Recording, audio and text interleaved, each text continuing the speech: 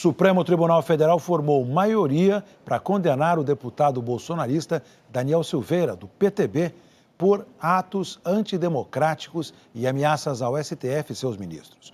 O resultado pode fazer com que Silveira perca o mandato e fique inelegível. Daniel Silveira é réu no Supremo desde abril do ano passado por estimular atos antidemocráticos e ameaçar instituições, entre elas o STF.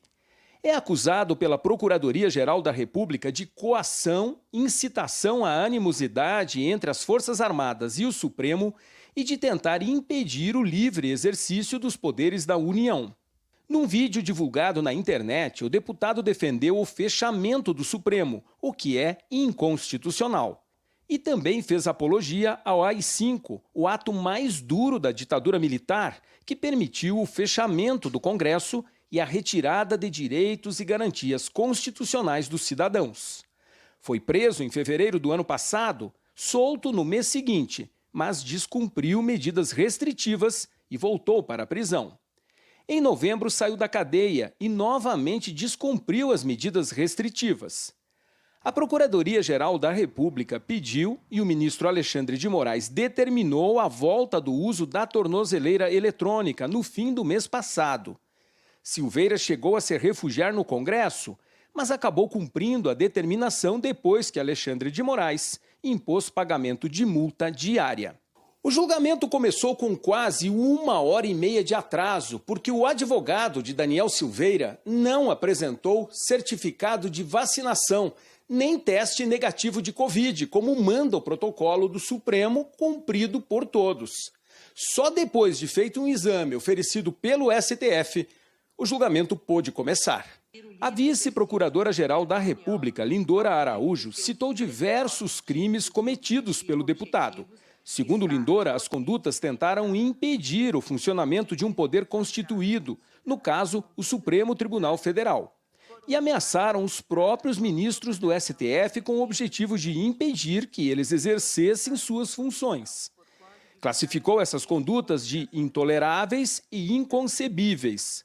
Lindora Araújo afirmou ainda que a imunidade parlamentar não pode ser usada para acobertar ataques a instituições e que as ameaças colocaram em risco a própria existência do Estado democrático. Se faz claro apelo e incentivo à violência concreta contra autoridades, representantes dos poderes constituídos em instituições e o próprio réu em pessoa dá curso a graves ameaças. Um modus operandi contrário à dignidade do ser humano e à sua integridade física ou moral. O denunciado tinha condições de saber que os vídeos que gravou estariam acessíveis a qualquer cidadão que quisesse assisti-los e que, ao externar aquelas expressões ameaçadoras e criminosas para depreciar, estava a apelar à intimidação e à agressão de ministros do Supremo Tribunal Federal e da própria instituição. O advogado de defesa, Paulo César Rodrigues de Faria, criticou a prisão preventiva de Daniel Silveira, argumentando que deputado só pode ser preso em flagrante.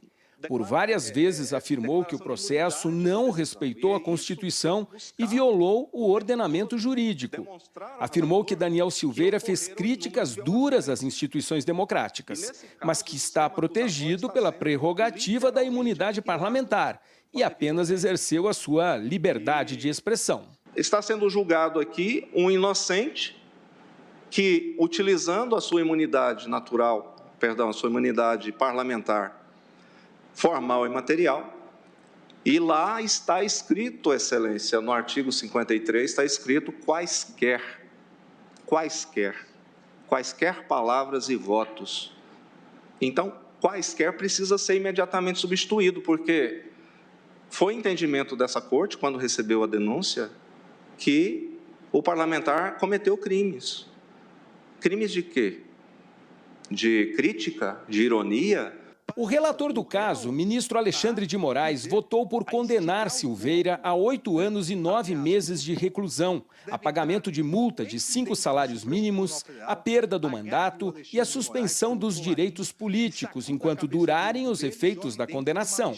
Durante o voto, Alexandre de Moraes disse que o deputado desrespeitou de forma continuada as medidas cautelares, tratando a justiça de forma jocosa. e que, como parlamentar, não poderia colocar em risco a própria democracia que o elegeu. Alexandre de Moraes ressaltou ainda que não se pode confundir liberdade de expressão com ataques ao Estado democrático, o discurso de ódio e a prática de crimes.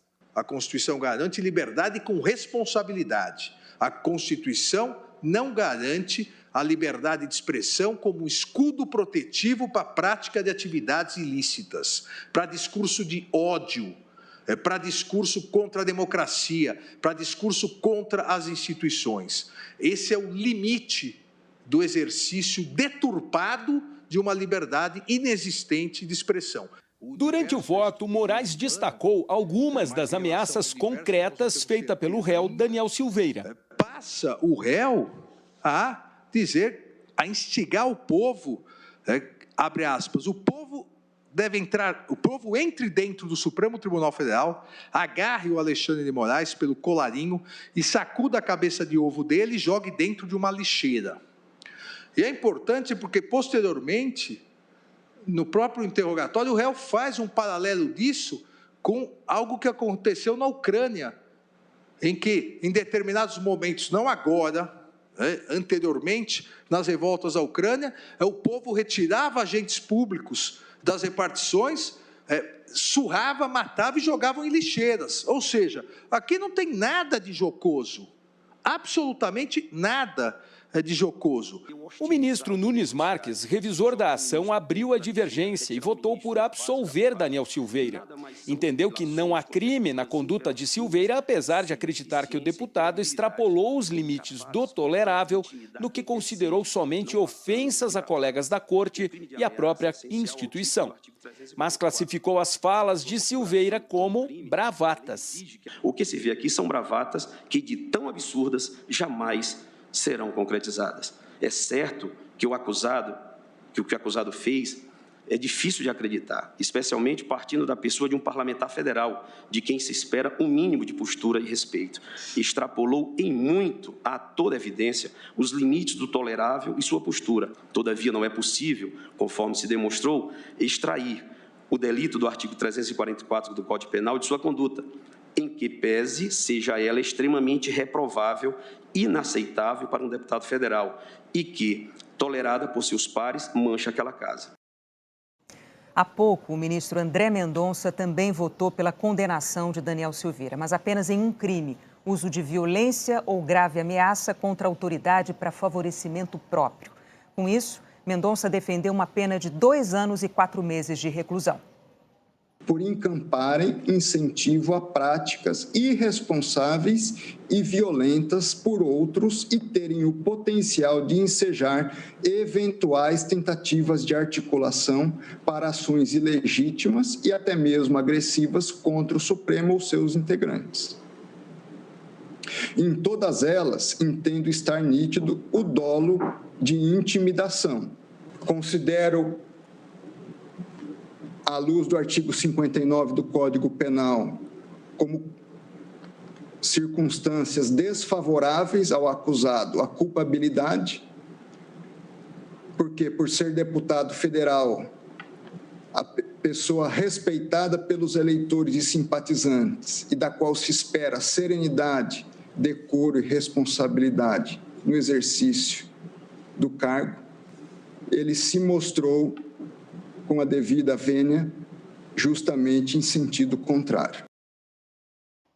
Em seguida, votaram os ministros Edson Fachin, Luiz Roberto Barroso, Rosa Weber, Dias Toffoli, Carmen Lúcia, Ricardo Lewandowski, Gilmar Mendes e Luiz Fux, que acompanharam integralmente o relator. O placar final foi de 9 votos pela condenação de Daniel Silveira a 8 anos e 9 meses de prisão, 1 voto para uma pena de 2 anos e 4 meses e 1 pela absolvição.